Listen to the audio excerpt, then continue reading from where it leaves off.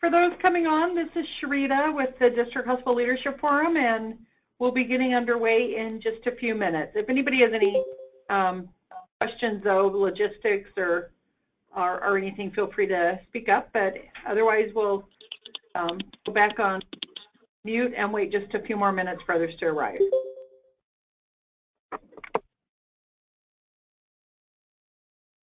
Good morning. This is Judy Gallagher from the Southern Humboldt Community Healthcare District. Hi, Judy. Good morning. We have a few more joining, so we'll be getting underway in just a moment.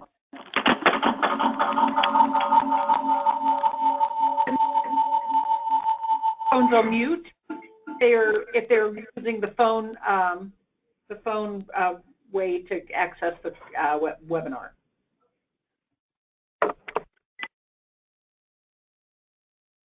This is Lisa Wiley from Kern Valley Healthcare District. Hi, Lisa. We have a few that have joined, and we'll wait just a moment and then get underway.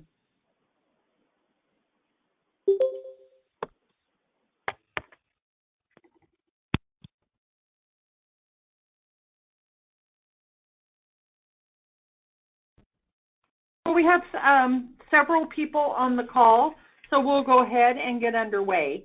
This is Sharita Lane, and I'm with the District Hospital Leadership Forum. And we had a number of folks that from the district hospitals around California that are working on the PRIME program that were interested in this webinar and learning a little bit more about spectrometics. So I will kick this off and then turn it over to the folks from spectrometics, but just a couple of logistics. I would like to ask that you put your phones on mute unless you're speaking, and when you do speak, if you could identify yourself in your hospital, I think that might help. So like I said, this is Sharita Lane with the District Hospital Leadership Forum. I think most of you know me. And we came to know spectrometics via recommendation from our colleagues at the California Association of Public Hospitals and their Safety Net Institute, the association that represents the public and the county and UC hospitals.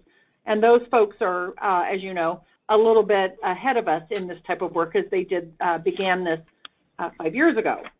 And they came to know of spectrometics based on some of the work that this firm has done in New York with their delivery system reform program. And they've also then interacted with them at HIMSS and via a couple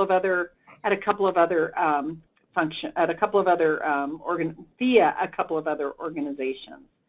So I will turn it over to Mark Bryant and Raj, who, and I'm not even going to attempt your last name, Raj, but I will let them do a little bit more of an introduction about both themselves and the firm. And again, thank you all. And if you have any questions, logistics, et cetera, you can email me during the webinar. So with that, I'll turn it over to you, Mark. Thank you so much, Rita, and that's a wonderful, very gracious background to this, and we're so appreciative of you for arranging this presentation and everyone for attending today. My name's Mark Bryant. I'm Director of Sales here at Spectrometics. Been with the company for 2 years. Come from a technology and information background. I lead our sales team, and as Sharita said, doing a lot of work around New York Medicaid reform, and we're going to speak today to how we believe that relates to the work or the initiatives that you have on your plate in California and ways we might be able to help. We'd like this to be, it is a webinar, obviously, but we don't want it to be, so formal. So if you do have a question, feel free to jump in and to ask it, or we could save them, for the end, whichever's, best for you. But we love your feedback and going forward. And so with me is my CEO, Dr. Raj Lakapal. Raj, you want to? Yeah, hi. Good morning. My name is Raj Lakhanpal, and it's a pleasure to present to you. It's a pleasure to be part of the presentation. And Sharita, thank you very much for setting this up. So in addition to my duties at Spectromedics, I also serve on the HIMSS BI and Intelligence Committee committee. And, we're just coming out with a thought paper or a white paper on population health as well as facilities expansion and managing costs.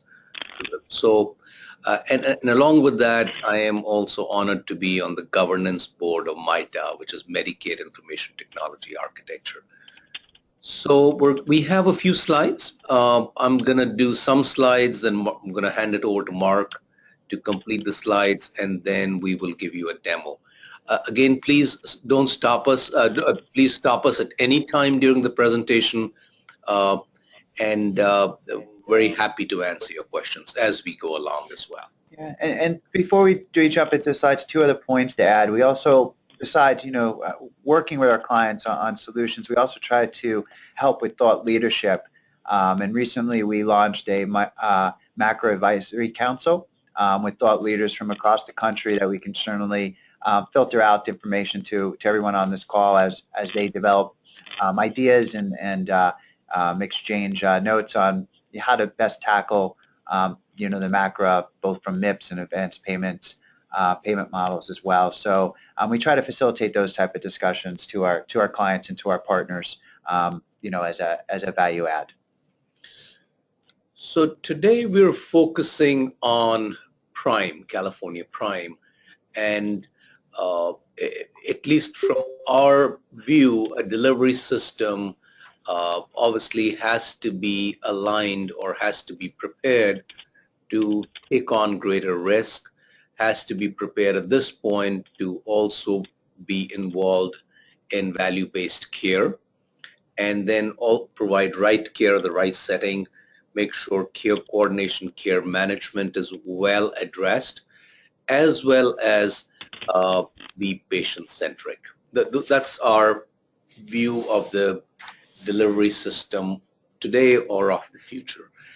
And focusing on what we do well, a delivery system, the need is there to align various programs as we all advance into value-based care. And that'll be here.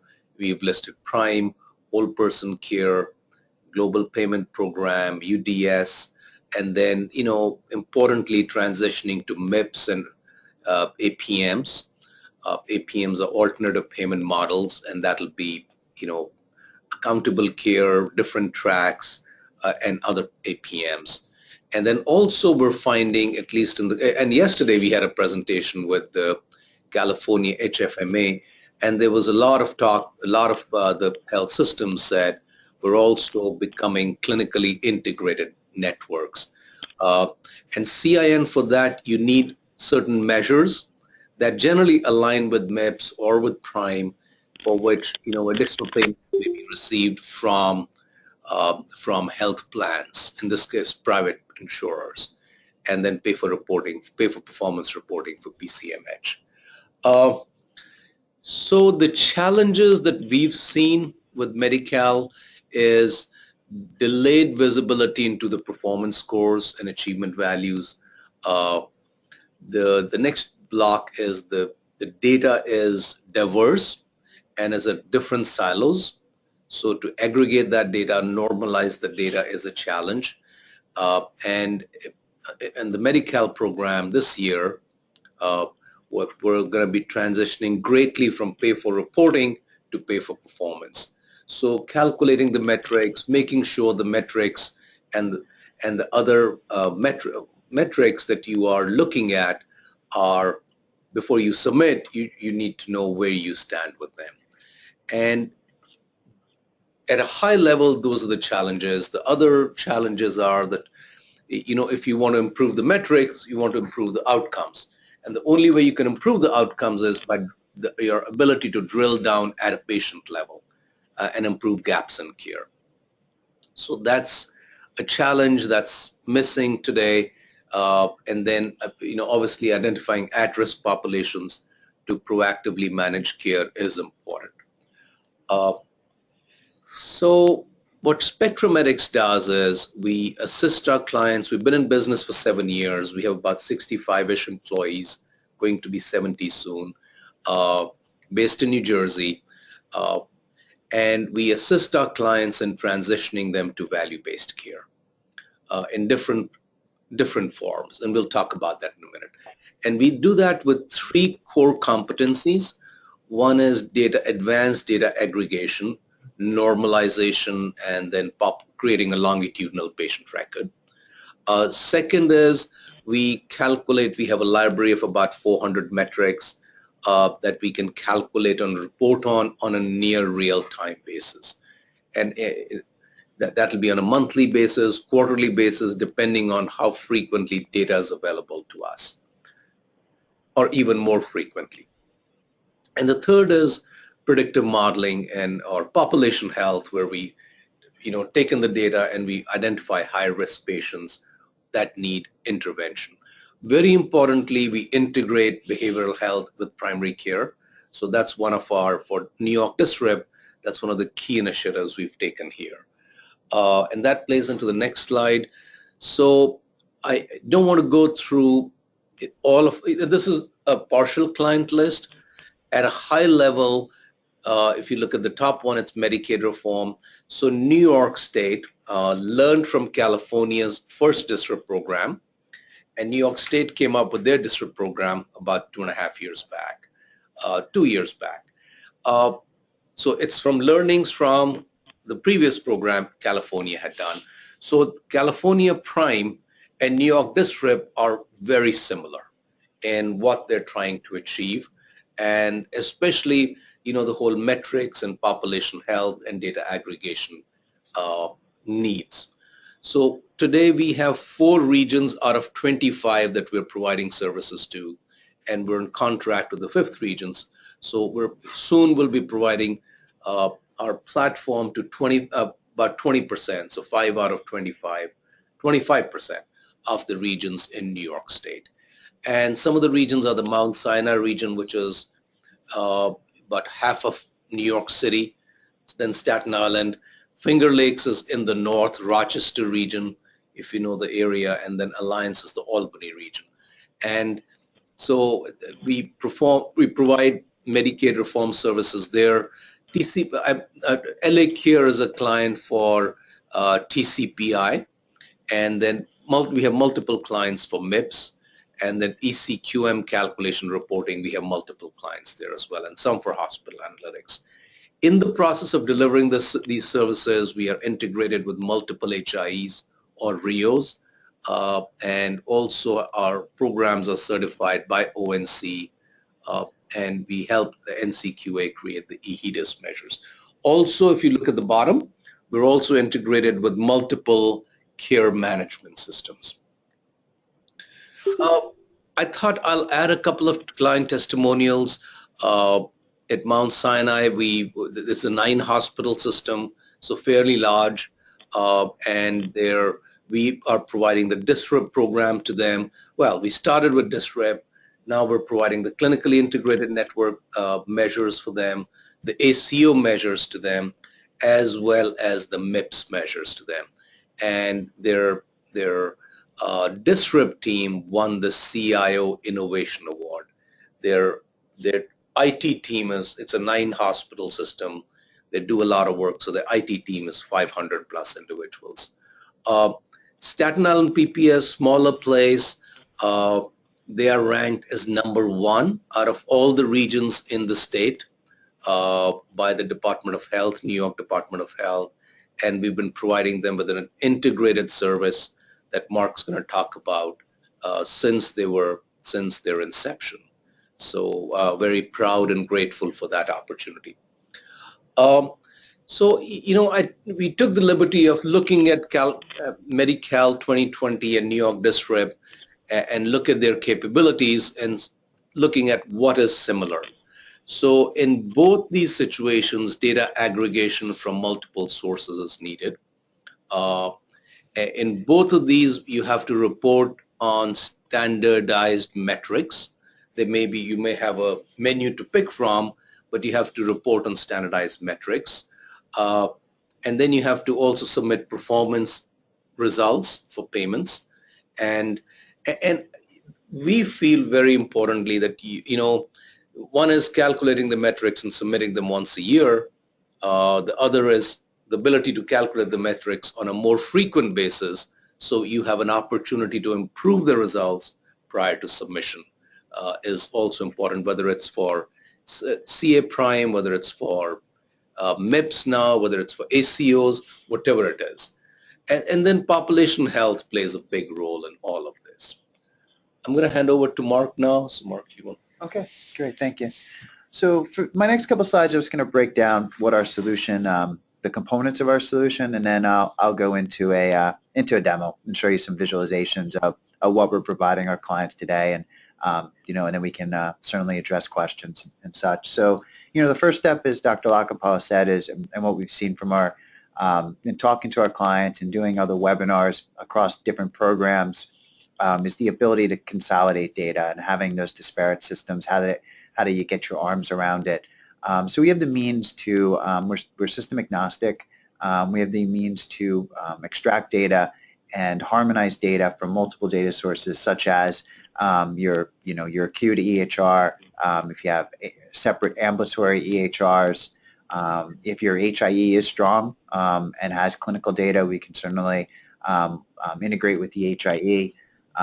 Claims data, billing data, both directly from providers and also from the state. We can marry that data, survey data, and then once we have it, we have a team that's built an enterprise master patient index to harmonize that data and provide it back to our clients in actionable ways. So that's the first step. If our clients already have an EDW process, our solution can certainly sit on top of that and just provide measures and analytics. It's very modular, and we take a very modular approach to helping our clients. So then the second piece is the measures. And this is measures or metrics, whichever way you want to call them, is a very strong competency of ours. We're certified on the hospital side by ONC for all 29 hospital electronic clinical quality measures. We've successfully submitted on those. On the ambulatory side, we have the Prime W and whole person care measures and UDS. We've evaluated all of those, seen the similarities to what we have in our database, and feel very confident that we have a majority of them built. Behavioral health measures, MIPS, we're a qualified registry, and we also have, we're also certified for all 64 electronic clinical quality measures. So we can fully support calculating any of the measures needed for transitioning to MIPS and being able to submit upon them, whether as a G-Pro or individually. Raj had spoken to the clinically integrated network. They're very, for at least in Mount Sinai's case, it's very PQRS MIPS-like in terms of the measures that are needed on that side of it. So we have a significant library of those. HEDIS measures, and accountable care organization measures as well. And for HEDIS, we have a good relationship with NCQA. We actually help them develop e-HEDIS measures. They were looking to develop 4 e-HEDIS measures to test a pilot. We helped them get through that, and they'll eventually be transitioning to electronic measures, just like CMS did, or is doing, I should say. From a dashboard perspective, we look at it in 2 ways. There's the regulatory side, which is, could be using just state data to give visualizations back to our clients. Could just be for a submission process like ECQMs on the hospital side. So we can provide those dashboards on a regular basis. But the real value that we can offer is the performance improvement dashboards to support Prime, whole person care, to support MIPS, to support ACOs, where we're looking at various data sources, like we spoke about, taking in that data and running those measures on an ongoing basis and providing our clients back with not only a high-level look at how they're performing, but the ability to drill down into those measures and see where there's gaps. And I'll show you what that looks like, for that through our portal tool as well. And This slide we wanted to include in because, again, going back to, how do we best get data? So we see a couple different ways that we've seen success in working with our clients to get data. The first is structured data up top. If an EHR can produce a QRDA1 or a CCDA file, a standard structured file, we can certainly ingest that. We know a lot of our clients have had trouble, especially generating QRDA1s. So then we look at other ways to do it. On the bottom, staying with the clinical data, what we've seen real success for is, instead of asking for a QRDA1, is coming back with our clients what we call a data specification guide, where we look at the measures or metrics that they're looking to report on and lay out what data elements that we need to calculate that measure from a clinical perspective, and then working with our client to run a custom report based on our specification to give us that data. It's been very successful in Medicaid reform in New York. We've used it for ECQM clients and PQRS clients as well, and that seems to be a bit easier to set up than working with a QRDA1 that may be missing a lot of the data that could be needed. We can also build custom interfaces into EHRs as well, but we try to be cost sensitive and time sensitive. So we look at other ways and use that as a fallback option if we can't work with our clients to get the data needed. And then the third piece, and what's in the middle, is billing data. And this is big for PQRS now into MIPS. It's big in Medicaid reform as well. We can take in the 837I institutional or the 837P professional from the provider organizations, and a lot of measures that are claims-based we can calculate off of that billing data and provide that to our clients. And if there's anything missing from that, we could provide smart web forms or other ways to get that right billing data in an easier fashion for that. So once we have the data, we can provide the dashboard. We can calculate the measures that are particular for our clients, provide the dashboards, and we can handle submission for any of the regulatory programs that need to be submitted off to the state or to CMS, across the board, being certified, as I spoke about earlier. And then the last slide before I go into a demo just is around population health analytics, and I'll show you some dashboards on this. But again, once we have the data that we can utilize, whether we build an EDW and extract it, or we sit on top of your current solution, we can provide dashboarding back that allows you to do patient flagging, risk stratification. We have our own risk models that we built using some common models out there like HCC, which is CMS published model, but adding other variables to it, clinical data, behavioral health, social determinants, to make it more accurate. So we do a lot of work around risk stratifying and providing that back to our clients in our dashboards, but to what Dr. Lockenpout spoke about earlier, integrating with care management. So if you have a care management platform, we could take that risk package for your members and integrate that, push it back out in real time to your care management platform, so you can engage with the right patients and provide care. Physician scorecarding and creating a longitudinal patient history, geomapping, and I'll show you some dashboards on geomapping too. So before I go into the demo, is there any questions that we can address? Anything pop up?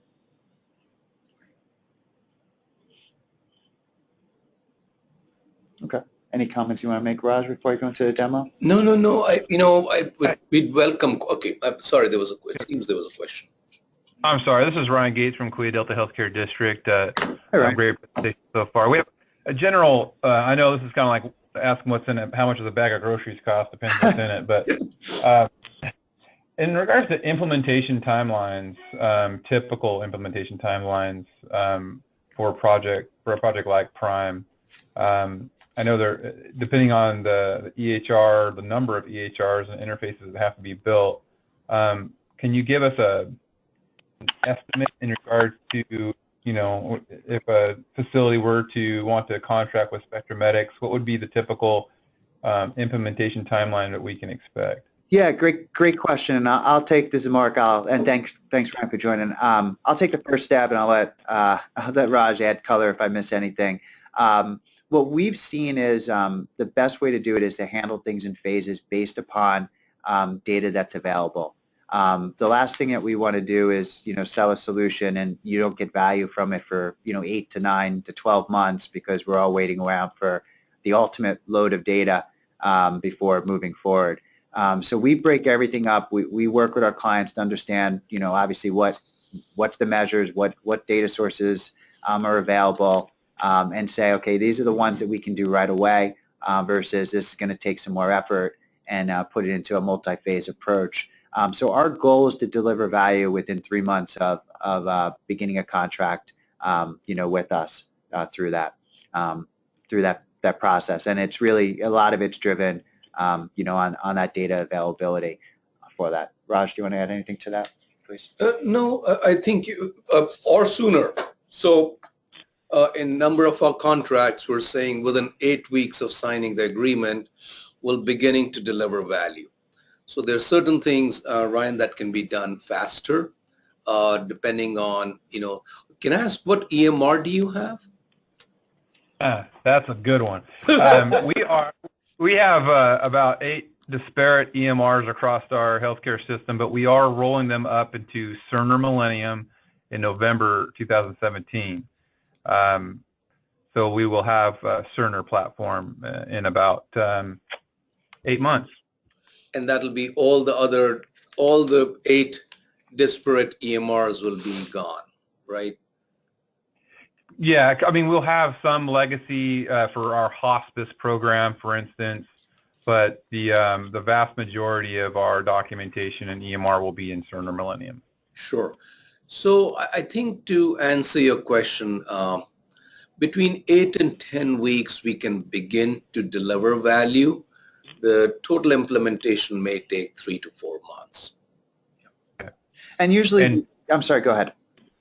And just for some of the hospitals on the line, might be small or big, but in terms of internal IT resources and DBAs and folks on our side that need to assist with interface building versus spectrometric resources, can you give us an idea of the level of support or expectations on the facility side?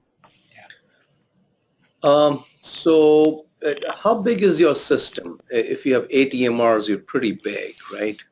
We are, I believe we're the second largest healthcare district in the state of California. So we're a big system. We have a mental health hospital, SNF, rehab, level 2 trauma, academic teaching facility here. So 522 beds. Okay, so rural health clinic system. So I think depends on what you want to do. We have, so some of the clients I mentioned, Mount Sinai, for example, they have a project manager dedicated to working with us, and they have a team that works part-time on getting the data for us. At another place, Staten Island PPS, we're doing all the work for them. We're working with the hospitals. We've built the interface with, at one place we built the interface. They had Meditech. They have 2 co-lead providers, 2 hospitals. The second place is Cerner, and they're giving us a data feed. So it depends on how much you want to work, how much you'd like us to do. Generally, in a system as big as yours, we found that the teams want to take over a lot of the work themselves rather than asking us to do it. So if you would like, we could, very happy to have an offline discussion around these things. And that's why I said, that's where we've seen success with the data specification guide, is that it's not as much of the heavy lift. That we've worked with a lot of small clients up to large ones and saying, here's the exact data elements that we need, and then we figure out how's the best way to do a project plan around that based on the resources our clients have, and extracting that. So that's definitely eased a lot of the work, because once you build that once, we can then just extract it and run it on a consistent basis. Very good. Thank you. Yeah, no problem. So let me show you a little bit of the platform. So be respectful of your time and leave some more time for questions. The first is I'll show you the measure side, and then I'll show you some analytics dashboards. This is our own UI that you'll see here that we built for the measure. This is for any of our quality programs, whether it's for Medicaid reform or MIPS or ECQMs or TCPI, any of the abbreviations out there. It's based on user role. All of it is on login based in an executive role, which can see an aggregate of your system and see an aggregate of how you're performing against the projects, in this case in Prime, against the projects and the metrics associated with it.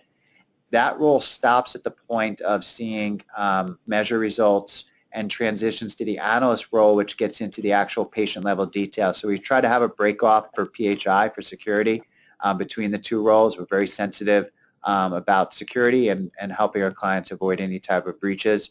So I'll show you the two differences. So an executive logs in, and just speaking towards Prime for the moment, we'd have a list of the projects that the entity has chosen, and we'll look at current performance on that. So we can show a dashboard on the mid-year earned achievement value, also the end-year earned achievement value, and these would be refreshed on a frequency that we would work with you on, whether that's biweekly, monthly, quarterly, and so forth, based on data availability. You then see the list of the projects, and everything's color-coded. Green, you're outperforming; orange, you're underperforming an area; and red, you're underperforming both set areas. And I'll show you what that means underneath this. And we can keep that color coding consistent. We find, executive team isn't in a system all the time. You have enough on your plate. So an easy visualization when you come back into the portal for that is key. So if I click on it, on any of the projects, you'll see the metrics that are associated with that project. Metric name, a green arrow means a lower rate's desirable, and then each of the metrics is based upon, in the case of Prime, in a percent improvement target along with a benchmark. And so that's what's driving the color coding. And ultimately, this is rolling up into that initial screen. So you can see for HbA1c poor control, the lower rates desirable, so you're underneath both benchmarks, so you're performing well. Whereas if you come down to care coordination assignment, in this synthetic example, this particular metrics is underperforming both. And then from here, we can do customization for you. We can show trending based on how often we're getting the data, how that metric is currently performing. We could show at a high level what's driving performance from a numerator, denominator to numerator perspective, and any exclusions. The analyst role will take over here to drive down into these details, and I'll show you that in a second. What we've seen very effective is doing provider dashboards, and so you can see for this particular metric which of your providers are attributed to it, how they're currently performing, green to red. So this gives you the ability of the executive team, the ability to say, all right, who do I need to focus my team on to work with that might be underperforming? And then we can do, another dashboard, just a KPI, in this case, a compliance by age group. But this is really up to your teams on what type of information you want to see underneath the metric that would be helpful to you, actionable for you. I'll flip over to the analyst role so you can see the difference. So an analyst logs in and can toggle between projects. You can also, for security reasons, if you had multiple analysts and certain ones were working on certain projects, you can restrict their access to the projects that are particular to them. But if we look at this, so here's a list of these.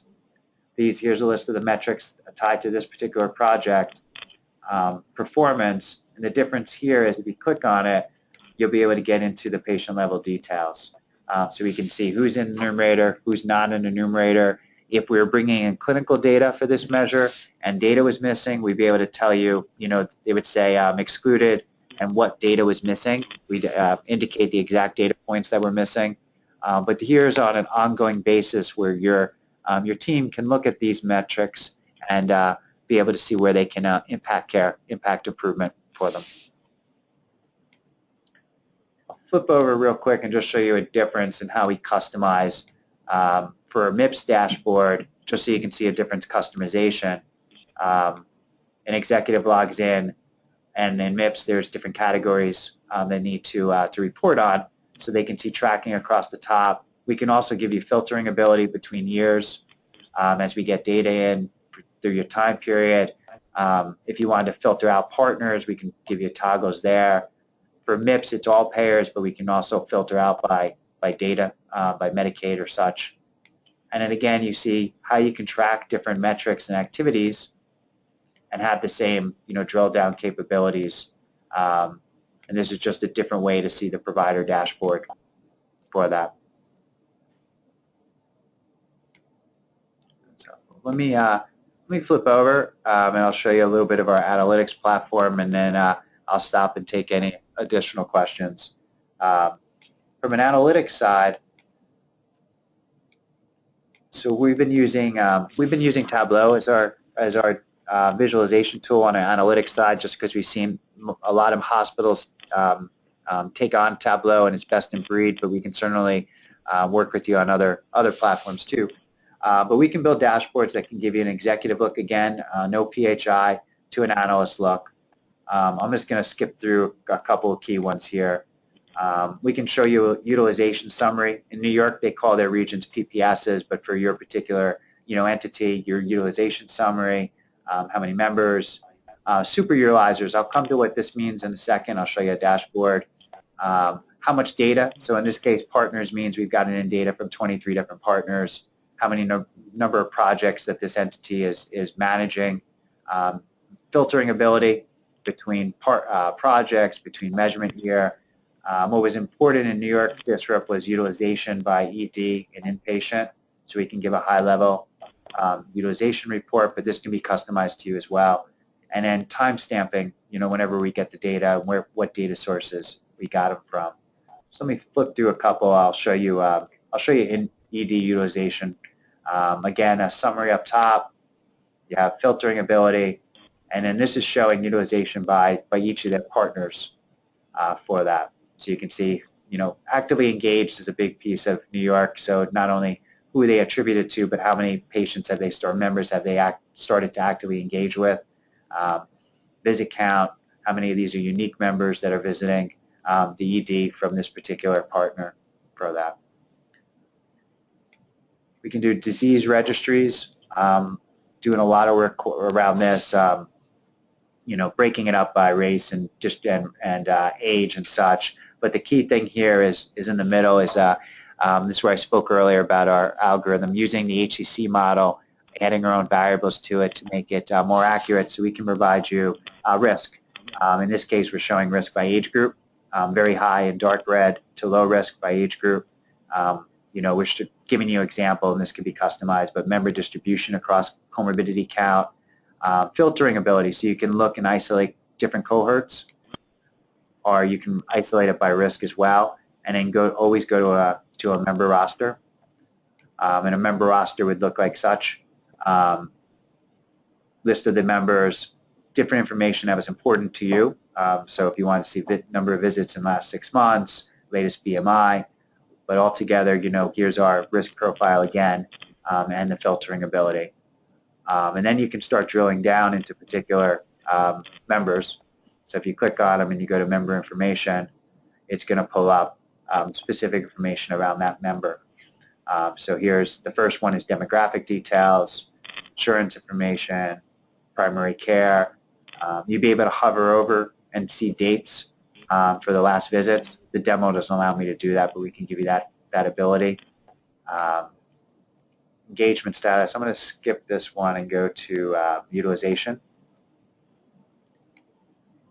So this will bring up what's their current utilization both for inpatient and ED. So how many claims have they made, and where were those two? We can get into risk details in the next screen. So what's driving them to be at risk? Again, based on our model, hospitalization and HCC model, If they have any comorbidities, they'd be listed here. They'd be checked off if they had a comorbidity. Measures in gaps in care. I'll go to that one first. Gaps in care. So it's a dashboard that we can give just to show, what's their clinical measure compliance, have they had preventive screenings, data sources that we've gotten them from, the information from. Just a couple more dashboards I'll show you. Measures or metrics impacted, so we can show you which members are impacting the measures different ways. So we have the measures in our own portal, but we can also incorporate the measures into an analytic dashboard package as well, and show, who's qualifying for the denominator, who's falling out. Of those that are qualified, who's falling out of the numerator. Super utilizers. So this is an important one. So this is, from our relationship with the Staten Island PPS, they came up with this concept of wanting to see a dashboard on a frequent basis that showed their top 500 super utilizers or frequent flyers. They put the criteria as anyone within a 12-month period that had 6 or more ED visits or 3 or more inpatient visits or stays, and so that they could then take this list on a regular basis out to their care management team. In their case, going out to their partnering providers in the community behavioral health and their long-term care, SNFs, primary care, and bringing these lists to them to start to impact that care, find out why these patients are coming back in so often, and how can they better give them care to avoid those stays. Yeah, can I add to that? Yeah, please, Raj. Yeah, also, so it is 6 or more ED admissions, 3 or more hospital visits, and failing 5 or greater measures. So the metrics was also an important component of that. Yep, absolutely. And then the last thing I want to show you a GeoMap. So I'm going to flip over to one other dashboard. So we're doing a lot of work with each of the regions on providing them these GeoMaps. These regions were new entities that formed to manage these populations, especially Finger Lakes, Alliance, and Staten Island were completely new entities above competing hospitals that formed. So the leadership didn't have any type of knowledge or dashboards already in-house about their member breakdown. So we've given them tools to be able to look at their members across their geographical area. So in this case, this is the Rochester region. They can look up top and filter by disease and isolate those and figure out, where are their disease prevalence within their region, with the darker color being, in this case for diabetes, their bigger prevalence of diabetes are in these areas. Another thing that they wanted to see was a list of who their members were, who is their preferred PCP, who are they going to for utilization, but who is their nearest primary care provider. So that way they could see, why are they traveling, where are they traveling to, and start to get a breakdown of that. We've done a lot of work around isolating, not only diabetes, but behavioral health issues and such. And so, 2 quick examples to wrap up. Staten Island PPS used this, and we're able to find out 2 unique things in their little island. First, that they had a large generation of Chinese Americans, so they had a language gap there. And they also have the largest population of Liberians outside of Liberia, which is kind of random. But they had to engage with the community-based organizations that are interacting with those with the Liberians to find out their unique needs and deliver care. So that was all, basically using geomaps and isolating populations and seeing how they can interact with them. So that's a quick overview of, or not a quick, but a little bit of an overview of our solutions and our dashboards. And I hope it was of value. We'd love any other feedback, comments, questions from you.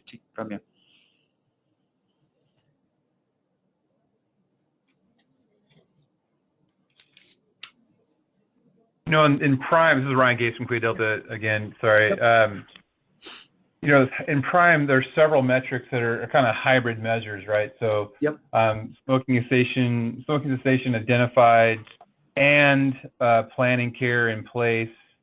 And so in regards to, on the analyst side, is there an ability to leverage SpectrumMedics platform, but also have a manual kind of update or move from numerator to denominator based off of if we have to do manual chart reviews because our EMR systems don't support capturing that kind of data. Can you speak to that at all? Yeah, I'll take it first. And then, so what we've done is twofold. We can do uploads in a separate, spreadsheet. We work with our clients to do that. So, for instance, with LA Care Health Plan, they're working underneath their TCPI grant, and so their coaches are going out in the field and abstracting the data from their provider organizations and bringing that back because they don't have advanced, EHR connections out there with all their providers. And so then we're just taking in a flat file, Excel with the changes in the denominator and numerator. So that's one way to do it. We can build smart web forms into our platform to give you, some choices, to upload it that way. We've seen it more effective as a spreadsheet, but we certainly could be customize it for you. Raj, did you want to add anything to that? Well, I mean, I think you answered it better than I could have. Okay. Ryan, did that answer, was that the answer you were looking for, or was the question different? No, that was spot on. Thank you. Okay, great. So let me actually, I don't know if I have it live, but in the LA Care demo, their team can, or their actual platform, their team can also, their coaches can go in and type the number in for that. So we do have that in there already. My mistake, I should have mentioned that. So yes. Thank you. No problem. Anybody else? Great. Any other questions? All right. Well, Sharita, and Brian, thank you for asking the questions. I hope it was helpful for you. And Sharita, thank you so much to your putting this together and for your team, backing this discussion. And if anything comes up, we'd love to address, separately any questions your members might have. Thank you. One point, can you send me the slide deck and I'll share it with those who are on the call on the phone so they can review it? Absolutely. Happy to.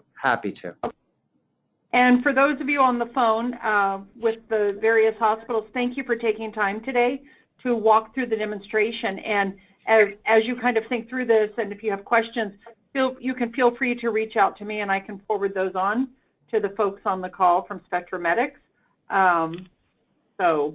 With that, if we don't have any comments. There was one other chat question. I did record this, and I can send you the recording as well. That would be great. We will share that with those of you on the phone if you want to share it with those that you work with in your hospitals. Absolutely happy to. Thank you. Thank you, everybody. Thank you. Thank you. Thank you.